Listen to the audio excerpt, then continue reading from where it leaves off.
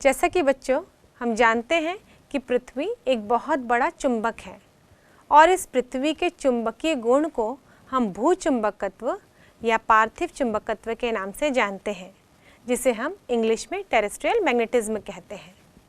अब पृथ्वी एक बहुत बड़ा चुंबक है। ये कई तथ्यों से साबित होता है। हम एक एक करके इन तथ्यों को समझते जाते हैं। हमारे पास विभिन्न प्रमाण हैं जिसकी सहायता से ही हम ये जान सकते हैं कि पृथ्वी एक चुंबक की भांति कार्य करता है। तो सबसे पहला प्रमाण जो है वो यह है कि जब किसी चुंबक को हम स्वतंत्रतापूर्वक लटका देते हैं तो वो हमेशा एक ही दिशा यानी कि उत्तर और दक्षिण की तरफ ही ठहरता है। कोई चुंबक हमेशा उत्तर और दक्षिण की दिशा में ही या एक ही दिशा में क्यों ठहरता है? जब वो किसी अन्य एक समान चुंबकीय क्षेत्र के प्रभाव में हो। अब वो उस चुंबक के आसपास तो कोई और चुंबक है नहीं, वो स्वतंत्रतापूर्वक लटकाया गया है। फिर वो क्यों ठहर रहा है? क्योंकि उस चुंबक पर किसी अन्य चुंबक यानी कि पृथ्वी के चुंबकीय क्षेत्र का प्रभाव है। तो यह तथ्य सत्य है कि पृथ्वी चुंबक की भांति कार्य करती है, क्योंकि अगर ये चुंबक की भांति कार्य नहीं करती तो वह स्वतंत्रतापूर्वक लटकाया गया चुंबक कभी भी उत्तर और दक्षिण दिशा में नहीं ठहरता। अब दूसरा प्रमाण ये है कि जब हम किसी छड़ को पृथ्वी में गड़ा दें उत्तर और दक्षिण दिशा की ओर, जैसे कि इस चित्र में आप देख रहे हो, हमने एक छड़ को पृथ्वी के अंदर गड़ाया है जिसकी दिशा उत्तर और दक्षिण की ओर है। हम देखेंगे कुछ समय बाद इस छड़ में भी चुंबकीय गुण उत्पन्न हो जाएगा। किसी लोहे में चुंबकीय गुण किस प्रकार उत्पन्न होता है? जब वो किसी चुंबक के साथ रखा गया हो या किसी चुंबक का प्रभाव उस पर पड़ रहा हो, तब वह चुंबक की तरह कार्य करने लगता है। क्योंकि हर लोहे की छड़ में छोटे छोटे डोमेन्स होते हैं। यदि हम इसकी आंतरिक संरचना को देखें तो चुंबक के छोटे छोटे डोमेन्स में उत्तरी ध्रुव और दक्षिणी ध्रुव विद्यमान होते हैं, उसमें पहले से ही मौजूद रहते हैं। लेकिन ये डोमेन्स हर डोमेन्स को हम देखें तो इसमें सभी में उत्तर और दक्षिण ध्रुवों की दिशा अलग अलग है। ये जो तीर का निशान मैंने डाला है छोटे छोटे, तीर का सिरा जो है वो दक्षिणी ध्रुव को दर्शाता है और जो तीर का पिछला हिस्सा है वो उत्तरी ध्रुव को दर्शाता है। क्योंकि जैसे हम लोग बल रेखा बनाते हैं ना, तो वो उत्तर से दक्षिण की ओर जाती है, तो दक्षिण में पहुंच रही है तो हम तीर के निशान को दक्षिण की तरफ दर्शाते हैं। तो इस चुंबक के हर छोटे डोमेन्स में एक उत्तरी और दक्षिणी ध्रुव पहले से ही मौजूद होते हैं। लेकिन ये डोमेन्स सारे अलग अलग दिशा में अरेंज रहते हैं, जिसके कारण ये चुंबकीय प्रभाव को प्रदर्शित नहीं कर पाते। लेकिन जब इन लोहे के टुकड़ों को किसी अन्य चुंबक के साथ या किसी अन्य चुंबक के प्रभाव में रखा जाता है तो ये सारे डोमेन्स एक ही दिशा में अरेंज हो जाते हैं, जिसके कारण इनका एक हिस्सा उत्तरी ध्रुव और दूसरा हिस्सा दक्षिणी ध्रुव की तरह कार्य करने लगता है। तो जब हम किसी छड़ को, लोहे की छड़ को अगर पृथ्वी में गड़ा देते हैं तो उस लोहे की छड़ के जो डोमेन्स होते हैं वो एक दिशा में अरेंज हो जाते हैं। वो एक दिशा में अरेंज हो रहे हैं, इसका मतलब वहाँ किसी चुंबकीय क्षेत्र का प्रभाव निश्चित है। आसपास यदि कोई चुंबक नहीं है तो कौन सा ऐसा प्रभाव है, कौन सा ऐसा चुंबकीय क्षेत्र है जो उसको प्रभावित कर रहा है? तो वो निश्चित रूप से ही पृथ्वी का ही चुंबकीय क्षेत्र है जिसका प्रभाव उस छड़ पर पड़ रहा है। और छड़ किसकी तरह व्यवहार कर रहा है? वो भी एक चुंबक की तरह व्यवहार कर रहा है। यदि हम इसके तीसरे प्रमाण की बात करें तो उदासीन बिंदुओं का अस्तित्व होना। उदासीन बिंदु क्या होते हैं? जब हम एक चुंबकीय क्षेत्र की बल रेखाओं को खींचते हैं तो इन बल रेखाओं में यदि किसी दूसरे चुंबकीय क्षेत्र का प्रभाव पड़ता है और ये दो चुंबकीय क्षेत्र बराबर परिमाण के हों और विपरीत दिशा में हों तो वो उस बिंदु पर एक दूसरे के प्रभाव को निरस्त कर देते हैं और वही बिंदु कहलाता है उदासीन बिंदु। तो जब हम किसी चुंबक के बल रेखाओं का निर्माण करते हैं तो हमको चुंबक में उदासीन बिंदु, उस क्षेत्र में उदासीन बिंदु प्राप्त होते हैं। ये उदासीन बिंदु कैसे प्राप्त हो रहे हैं? क्योंकि उस चुंबक के आसपास तो कोई अन्य चुंबक नहीं रखा गया है और वहाँ उदासीन बिंदु प्राप्त हो रहा है, मतलब उस बिंदु पर उस चुंबक का के तीव्रता का परिमाण और कोई अन्य चुंबकीय क्षेत्र जिसका परिमाण बराबर है और दोनों विपरीत दिशा में है। तो ये दूसरा चुंबक कौन सा है? ये दूसरा चुंबक निश्चित रूप से ही पृथ्वी है, जो कि उस चुंबकीय क्षेत्र के प्रभाव को उस बिंदु पर निरस्त कर रहा है, क्योंकि उसका परिमाण और पृथ्वी के चुंबकीय क्षेत्र का परिमाण उस बिंदु पर समान होगा और बराबर होंगे, इसलिए वो उदासीन बिंदु हमको प्राप्त हो रही है। यदि हम आगे देखें तो पृथ्वी तल के समीप ऊर्ध्वाधर तल में कोई चुंबकीय सुई यदि घूमने के लिए स्वतंत्र हो तो ये सुई भिन्न भिन्न स्थानों पर भिन्न भिन्न व्यवहार करती है। जनरली हम कंपास को कैसे रखते हैं? चुंबकीय सुई को हम लोग क्षैतिज रखते हैं दिशा का ज्ञात करने के लिए, लेकिन यदि कोई सुई ऊर्ध्वाधर रखी गई हो पृथ्वी के तल में और वो घूमने में स्वतंत्र हो तो वो अलग अलग जगह पर अलग अलग व्यवहार करती है। जैसे कि हम उसको ध्रुवों के पास ले जाएं, पृथ्वी के 2 ध्रुव हैं, उत्तरी और दक्षिणी ध्रुव, तो यदि हम उत्तरी या दक्षिणी ध्रुव के पास ले जाएं तो ये सुई ऊर्ध्वाधर ही रहती है, क्योंकि चुंबकीय सुई किसको पॉइंट आउट करती है? ध्रुवों को पॉइंट आउट करती है। इसका मतलब ध्रुवों के पास ये सुई कैसी हो जाएगी? ऊर्ध्वाधर हो जाएगी। यदि इस सुई को मैं बीचों बीच लाऊं, उत्तरी और दक्षिण ध्रुव के बीच में लाऊं, यानी कि विषुवत रेखा के आसपास लेकर आऊं, तब ये सुई बिल्कुल क्षैतिज हो जाती है, क्योंकि ये उत्तरी ध्रुव से भी समान दूरी पर है और दक्षिणी ध्रुव से भी समान दूरी पर है। इसलिए ये ना तो उत्तर को पॉइंट आउट करेगी ना दक्षिण को, बल्कि ये कैसी हो जाएगी? ऊर्ध्वाधर हो जाती है। और बाकी अन्य स्थानों पर यदि हम इन सुई की दिशा देखें तो ये थोड़ी सी झुकी हुई रहती है। तो ऐसा क्यों हो रहा है? क्योंकि वहाँ पर तो हमने कोई चुंबक रखा नहीं था। सुई का व्यवहार अलग अलग कैसे हो रहा है? निश्चित रूप से वहाँ कोई ना कोई चुंबकीय क्षेत्र है जिसके प्रभाव से सुई का व्यवहार अलग अलग हो रहा है, और यह चुंबक निश्चित रूप से ही पृथ्वी ही है, जिसके प्रभाव से ये चुंबकीय सुई अलग अलग व्यवहार करती है। बच्चों, पृथ्वी के चुंबक होने के या पृथ्वी में चुंबकीय गुण पाए जाने के अभी हमने कई परिमाण देखे। अब पृथ्वी में चुंबकीय गुण क्यों पाया जाता है? यदि हम इसके बारे में सोचें तो हम यही कल्पना करते हैं कि निश्चित रूप से पृथ्वी के गर्भ में कोई बड़ा सा चुंबक रखा गया होगा। इस चुंबक की स्थिति कैसी होगी? इसको अध्ययन करने के लिए सबसे पहले हम 4 दिशाओं के बारे में जानते हैं। हमारे पास 4 दिशाएं हैं, पूर्व, पश्चिम, उत्तर और दक्षिण। यदि मैं पृथ्वी की संरचना को देखूं तो हम पृथ्वी को गोल मान लेते हैं, पर वास्तव में पृथ्वी गोल नहीं है, बल्कि पृथ्वी ऊपर और नीचे से चपटी है। इसका आकार बिल्कुल संतरे की जैसा है। जैसे संतरे की सतह ऊपर और नीचे से चपटी होती है, बिल्कुल वैसे ही पृथ्वी भी ऊपर और नीचे से चपटी है। जो हिस्सा हम देख सकते हैं, जो चपटा हिस्सा पृथ्वी का उत्तर दिशा की ओर है, उसे हम उत्तरी ध्रुव कहते हैं, और जो चपटा हिस्सा पृथ्वी का दक्षिण दिशा की ओर है, उसे हम दक्षिणी ध्रुव कहते हैं। और इन दोनों ध्रुवों को जोड़ने वाली रेखा को हम भौगोलिक अक्ष कहते हैं, क्योंकि ये दोनों ही ध्रुव, उत्तर और दक्षिणी ध्रुव, इन दोनों को हम भौगोलिक ध्रुव के नाम से जानते हैं।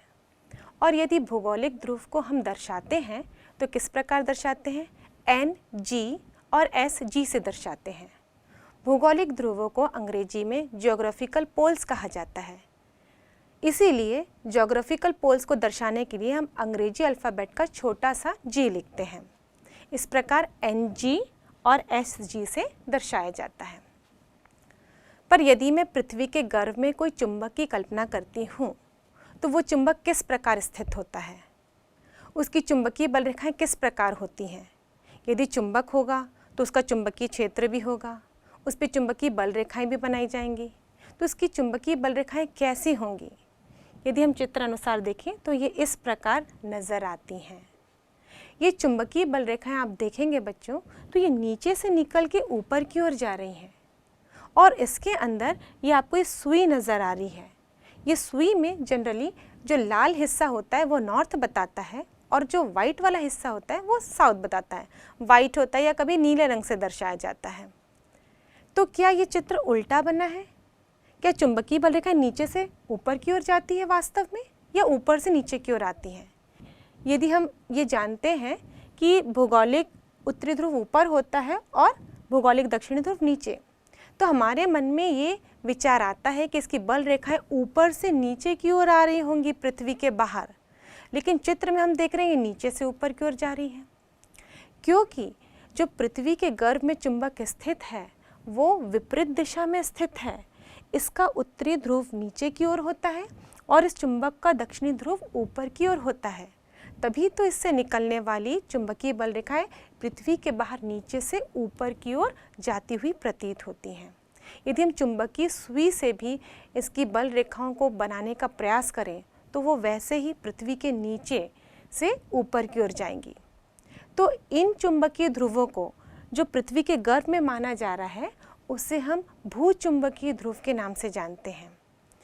भूचुंबकीय ध्रुव भी दो होते हैं, एक भूचुंबकीय उत्तरी ध्रुव और भूचुंबकीय दक्षिणी ध्रुव। जब इसे दर्शाया जाता है तो एन एम और एस एम से दर्शाया जाता है। एम क्यों लिखते हैं बच्चों? क्योंकि अंग्रेजी में हम लोग इसको जियोमैग्नेटिक पोल्स बोलते हैं, तो मैग्नेटिक पोल्स के आधार पर इसको हम लोग स्मॉल लेटर एम से दर्शाते हैं। तो हमारे पास ये एस एम और एन एम मौजूद है, पर इनकी डायरेक्शन देखिए, एस एम ऊपर की ओर है और एन एम नीचे की ओर है। मतलब यहाँ पर पृथ्वी के का जो चुंबक है या पृथ्वी के गर्भ में यदि हम लोग चुंबकीय द्विध्रुव की कल्पना कर रहे हैं तो इसकी स्थिति विपरीत है। पर ये जस्ट विपरीत भी नहीं है। यदि हम पृथ्वी के भूगोलिक अक्ष को देखें और इस भूचुंबकीय अक्ष को देखें, भूचुंबकीय अक्ष मतलब जो पृथ्वी के भूचुंबकीय ध्रुवों को जोड़ता है, यानी कि एन एम और एस एम को जोड़ने वाली रेखा को भूचुंबकीय अक्ष कहते हैं। ये दोनों जस्ट एक दूसरे के विपरीत नहीं हैं, बल्कि यहाँ हम देखते हैं कि भूचुंबकीय अक्ष और भौगोलिक अक्ष के बीच में कुछ कोण हैं। दीर्घकालीन परिवर्तन होते रहते हैं समय के साथ साथ, और इस कोण के मान में भी परिवर्तन होते जाता है। अब यदि हम पृथ्वी को और अच्छे से अध्ययन करने के लिए यदि बीच से रेखा खींचें जो पृथ्वी को बराबर दो भागों में बांटती हो, तो इस रेखा को हम भूमध्य रेखा कहते हैं, क्योंकि ये भूभाग को, पृथ्वी के भूभाग को कितने भागों में बांट रही है? दो बराबर भागों में बांट रही है, इसलिए इस रेखा को हम भूमध्य रेखा कहते हैं। और इसके आधार पर पृथ्वी के दो हिस्से हो गए। ऊपर वाला हिस्सा जहाँ पे उत्तरी ध्रुव है उसे उत्तरी गोलार्ध कहते हैं। उत्तरी ध्रुव कौन सा? भौगोलिक उत्तरी ध्रुव, इसे उत्तरी गोलार्ध कहते हैं। और जहाँ पर भौगोलिक दक्षिणी ध्रुव है उसे हम दक्षिणी गोलार्ध कहते हैं। अब हम देख सकते हैं बच्चों, जो भूचुंबक है, मतलब जो पृथ्वी के अंदर या पृथ्वी के गर्भ में जो चुंबक माना जा रहा है उसका उत्तरी ध्रुव दक्षिणी गोलार्ध में है और भूचुंबकीय दक्षिणी ध्रुव वो उत्तरी गोलार्ध में है। इसका मतलब भूचुंबकीय ध्रुवों की दिशा भौगोलिक ध्रुवों की दिशा के विपरीत होती है। इन भूचुंबकीय ध्रुवों की स्थिति को जानने के लिए हम अक्षांश और देशांतर रेखाओं के बारे में जानते हैं। वास्तव में अक्षांश और देशांतर रेखाएं काल्पनिक हैं, जो पृथ्वी में हॉरिजॉन्टल यानी क्षैतिज और वर्टिकल यानी कि ऊर्ध्वाधर रूप में खींची जाती हैं। जैसे कि हम देखते हैं कि पृथ्वी गोलाकार मान के चलते हम इसके बीचों बीच गुजरने वाली रेखा को भूमध्य रेखा कहते हैं, या इसे हम विषुवत वृत्त रेखा के नाम से भी जानते हैं। वास्तव में देखें, यदि पृथ्वी पर कोई रेखा खींची गई हो तो पृथ्वी गोल है तो ये रेखा एक वृत्त का निर्माण करेगी, इसलिए हम इसे विषुवत वृत्त रेखा भी कहते हैं। अब ऐसे ही विषुवत वृत्त रेखा के समांतर एक एक डिग्री के अंतराल में यदि हम इसके केंद्र से 1 डिग्री का कोण बनाएं और इस 1 डिग्री पर यदि कोई रेखा खींची जाए तो ये भी एक वृत्त का निर्माण करेगी। और ऐसे ही समांतर 1-1 डिग्री की अंतराल में हम इस भूमध्य रेखा के उत्तरी हिस्से में भी खींच सकते हैं और भूमध्य रेखा के दक्षिणी गोलार्ध में भी रेखाएं खींच सकते हैं। इन रेखाओं को हम अक्षांश के नाम से जानते हैं। इस प्रकार हमारे पास उत्तरी अक्षांश हैं जो उत्तरी गोलार्ध में पाए गए हैं, बनाए जाते हैं, और दक्षिणी अक्षांश से जो दक्षिणी गोलार्ध में बनाए जाते हैं। इसी प्रकार मैं यदि उत्तरी ध्रुव से दक्षिणी ध्रुव को किसी रेखा से जोड़ दूं तो वो रेखा कहलाती है देशांतर रेखाएं। इंग्लैंड में यदि ग्रीनविच से गुजरने वाली ऐसी रेखा जो उत्तरी ध्रुव से दक्षिणी ध्रुव को जोड़ती हो तो ये रेखा कहलाती है प्राइम मेरिडियन। इसे हम प्रमुख मध्याह्न रेखा के नाम से भी जानते हैं। पृथ्वी गोल है तो इस प्रकार इस पृथ्वी पर 360 रेखाएं खींची जा सकती हैं, क्योंकि हम एक एक डिग्री के अंतराल में ऐसी रेखाएं खींचेंगे तो एक गोल कितने डिग्री का होता है? ये गोल 360 डिग्री का होता है। तो इस प्रकार इस पृथ्वी पर 360 देशांतर रेखाएं पाई जाती हैं। इस प्रकार हम पृथ्वी को देखें तो बच्चों इस पृथ्वी पे कुछ खड़ी रेखाएं, आड़ी रेखाएं दोनों ही पाई गई हैं। इन दोनों की सहायता से हम किसी भी जगह की स्थिति को बता सकते हैं। इन आड़ी रेखाओं को हम अक्षांश के नाम से जानते हैं और इन खड़ी रेखाओं को हम देशांतर के नाम से जानते हैं। ये जो आड़ी रेखाएं हैं ये वृत्ताकार होती हैं और ये खड़ी रेखाएं जो होती हैं वो उत्तर से दक्षिण को जोड़ती हैं। इस प्रकार यदि हम यहाँ पर कोई स्थिति A है इसका अध्ययन करना चाहें तो ये कौन सी स्थिति में है इसको बताने के लिए हमको अक्षांश की भी ज़रूरत पड़ेगी और देशांतर की भी ज़रूरत पड़ेगी। जैसे कि ये बिंदु A जो यहाँ पाया जा रहा है, यदि मैं इसको अक्षांश में देखूं तो ये 30 डिग्री अक्षांश पर स्थित है और कौन से गोलार्ध में है? ये उत्तरी गोलार्ध में है। इसलिए जब मैं इसको चिन्हित करूँगी तो मैं कैसे लिखूँगी? 30 डिग्री N। 30 डिग्री N लिख रही हूँ क्योंकि ये अक्षांश किस में है? उत्तरी गोलार्ध में है। वैसे ही ये मेरिडियन के, प्राइम मेरिडियन के यदि पूर्व में है तो जब मैं इसको देशांतर को चिन्हित करूँगी तो कैसे करूँगी? यहाँ पर भी ये देशांतर में देखिए ये 30 डिग्री, यहाँ पर देख सकते हैं ये कितने डिग्री पे है? 30 डिग्री ईस्ट की तरफ है। तो अगर देशांतर की बात करूँ तो मैं इसको 30 डिग्री E यानी कि 30 डिग्री ईस्ट लिखूँगी। तो इसका अक्षांश होगा 30 डिग्री N और इसका देशांतर होगा 30 डिग्री ईस्ट। इसी प्रकार किसी भी बिंदुओं को हम इस पृथ्वी पर अक्षांश और देशांतर रेखाओं के सहायता से समझा सकते हैं। अब बात करते हैं हम भूचुंबकीय ध्रुवों की। इसमें भूचुंबकीय उत्तरी ध्रुव कहाँ स्थित है और भूचुंबकीय दक्षिणी ध्रुव कहाँ स्थित है ये देखते हैं। यदि हम बात करें भूचुंबकीय दक्षिणी ध्रुव की, भूचुंबकीय दक्षिणी ध्रुव ऊपर स्थित होगा जो कि भौगोलिक उत्तर दिशा में होगा यानी कि उत्तरी गोलार्ध में होगा। तो ये भूचुंबकीय दक्षिणी ध्रुव है, ये कनाडा में लगभग 1000 मील, मतलब जो मुख्य जो भौगोलिक अक्ष है उससे 1000 मील कितने लैटिट्यूड? लैटिट्यूड मतलब होता है अक्षांश। कितने लैटिट्यूड पे? 70.75 डिग्री नॉर्थ। नॉर्थ में, नॉर्थ क्यों लिखा गया? क्योंकि ये उत्तरी गोलार्ध में है। वैसे ही इसके देशांतर की बात करूं, देशांतर को हम इंग्लिश में कहते हैं लॉन्गिट्यूड। तो लॉन्गिट्यूड की बात करूं तो ये 96 डिग्री वेस्ट है, क्योंकि ये मेरिडियन के लेफ्ट साइड है, वेस्ट साइड है, इसलिए हम इसको 96 डिग्री वेस्ट लॉन्गिट्यूड से दर्शाते हैं। इसी प्रकार मैं भूचुंबकीय उत्तरी ध्रुव की बात करूं तो भूचुंबकीय उत्तरी ध्रुव वो कहाँ स्थित है? अंटार्कटिका में। अंटार्कटिका में यदि मैं इसकी अक्षांश की बात करूं तो इसे दर्शाया जाता है 73 डिग्री S। S क्यों लिख रहे हैं? क्योंकि ये दक्षिणी गोलार्ध में है। और इसके लॉन्गिट्यूड यानी देशांतर की बात करूं तो ये 155 डिग्री ईस्ट है। ये मेरिडियन के ईस्ट साइड है, इसलिए हम लिखें 155 डिग्री E। तो इस प्रकार हम अक्षांश और देशांतर रेखाओं की सहायता से यानी लैटिट्यूड और लॉन्गिट्यूड की सहायता से भूचुंबकीय दक्षिणी ध्रुव और भूचुंबकीय उत्तरी ध्रुव को बता सकते हैं।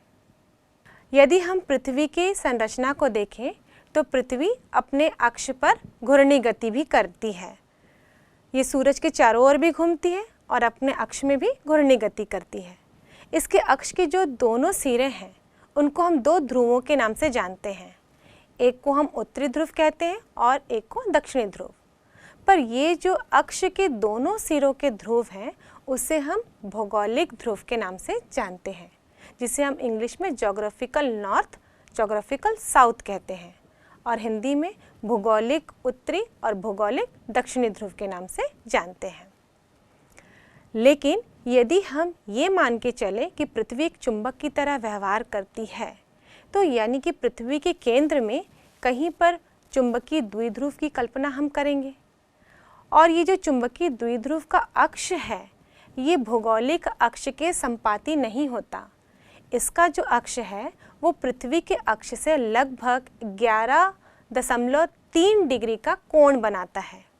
मतलब पृथ्वी का जो अक्ष है, घूर्णन अक्ष, या हम बोल सकते हैं पृथ्वी का भौगोलिक अक्ष जो होता है उसके चुंबकीय अक्ष के साथ संपाती नहीं है, बल्कि एक कोण में स्थित है।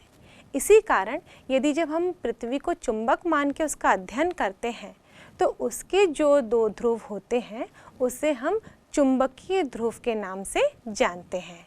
इसलिए पृथ्वी के चुंबकीय ध्रुव भी हैं जिसको हम चुंबकीय उत्तरी ध्रुव और चुंबकीय दक्षिणी ध्रुव के नाम से जानते हैं। जब हम लोग ज्योग्राफिकल यानी कि भौगोलिक ध्रुव लेते हैं तो हम N और S मतलब उत्तर और दक्षिणी ध्रुव दर्शाते हैं तो नीचे हम छोटा सा G लिखते हैं, जैसे कि NG और SG, मतलब ये भौगोलिक उत्तरी ध्रुव है और ये भौगोलिक दक्षिणी ध्रुव है। लेकिन जब हम इसके चुंबकीय ध्रुव की बात करें तो नीचे में हम अंग्रेजी अल्फ़ाबेट का छोटे लेटर का M लिखते हैं, यानी कि ये चुंबकीय ध्रुव को दर्शाता है। तो हम लिखते हैं NM यानी कि मैग्नेटिक उत्तरी ध्रुव, मैग्नेटिक नॉर्थ, और SM मतलब मैग्नेटिक साउथ पोल। इस प्रकार हम देखें तो चुंबक के ध्रुव ज्योग्राफिकल और मैग्नेटिक दो भागों में बांटे जा सकते हैं। अब हम इनके तत्वों को समझते हैं। पहला है भौगोलिक अक्ष। अक्ष मतलब जो ध्रुवों को जोड़ने वाली रेखा होती है उसे हम अक्ष कहते हैं। तो जो चुंबक के भौगोलिक ध्रुवों को जोड़ती है, जैसे कि NG और SG को जोड़ने वाली रेखा है, वो कहलाती है भौगोलिक अक्ष। अब हम देखें भौगोलिक याम्योत्तर। याम्योत्तर क्या होता है? जो चुंबक के अक्ष पर ऊर्ध्वाधर तल यदि हम उसकी कल्पना करें तो वो चुंबकीय याम्योत्तर कहलाता है। तो भौगोलिक याम्योत्तर क्या होगा? जो भौगोलिक अक्ष है उस पे ऊर्ध्वाधर तल भौगोलिक याम्योत्तर कहलाता है। अब हम बात करें भौगोलिक विषुवत वृत्त की। विषुवत वृत्त रेखा की बात करें हम लोग, यहाँ पर जो भौगोलिक अक्ष है उसके लंबवत यदि हम पृथ्वी के तल पर कोई रेखा खींचें, मतलब वृत्त खींचें, तो वह वृत्त कहलाता है भौगोलिक विषुवत वृत्त रेखा, क्योंकि ये पृथ्वी के भौगोलिक अक्ष के लंबवत पृथ्वी तल पर खींची गई रेखा है, इसलिए ये कहलाएगी भौगोलिक विषुवत वृत्त रेखा। अब हम बात करते हैं भूचुंबकीय अक्ष की। भूचुंबकीय अक्ष मतलब अब हम पृथ्वी को क्या मान रहे हैं? चुंबक की तरह मान रहे हैं, उसके अंदर एक चुंबकीय द्विध्रुव स्थित है ये मान रहे हैं। तो जो इसका अक्ष होगा मतलब पृथ्वी के चुंबकीय ध्रुवों को जोड़ने वाले अक्ष को हम कहेंगे भूचुंबकीय अक्ष। अब हम देखते हैं भूचुंबकीय याम्योत्तर। ऐसा तल जो इस चुंबकीय अक्ष के ऊर्ध्वाधर हो उसे हम कहेंगे भूचुंबकीय याम्योत्तर। अब भूचुंबकीय विषुवत वृत्त रेखा। जो रेखा भूचुंबकीय अक्ष के लंबवत हो और पृथ्वी के तल पर खींची गई हो, लंबवत हो और पृथ्वी के तल पर खींची गई हो, उस रेखा को हम कहेंगे भूचुंबकीय विषुवत वृत्त रेखा। जिस प्रकार भूचुंबकीय अक्ष और भौगोलिक अक्ष में अंतर होता है 11.3 डिग्री कोण का, उसी प्रकार भौगोलिक विषुवत रेखा और भूचुंबकीय विषुवत रेखा में भी अंतर उतने ही डिग्री का होगा।